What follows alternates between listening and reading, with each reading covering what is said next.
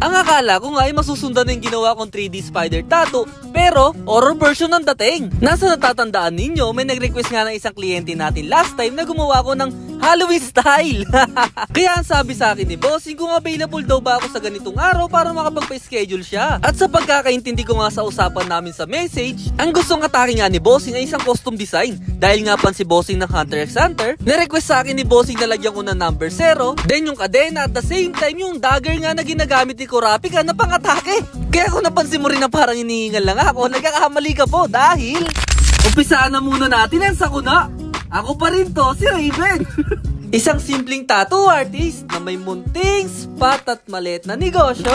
At napagdesisyonan nga nila Mami Sir na yung lagi ko nalang ginagawa na 3D spider tattoo ang ilalapat ko kay Bossing. Parang ikaw nga ay sa una ay gustong gusto ka niya. Pero after na magalot, di nagtagal ay meron na kagad siyang ibang nagustuhan. At dahil 47 members na nga tayo, agaran na kagad natin gagawin yung part 4 ng pre-tattoo. At magla-last call nga ako sa bidyong to. Para mapabilang ka na nga rin sa Spider Club na binuo ko, drop your location sa comment section. Pakihit na rin ng heart reaction at follow button. At mamimili nga ako ng mga maswerteng Spider member. So ito na po yung outcome. Bang! Minimalistic nga lang dating ng kanilang design at di ko rin alam kung bakit na mataas ba yung damit ng kliyente. So wag nyo nang pansinin yun. At lately ko na rin napansin, this is Rebe Tattoo TV. So yun lang, keep safe!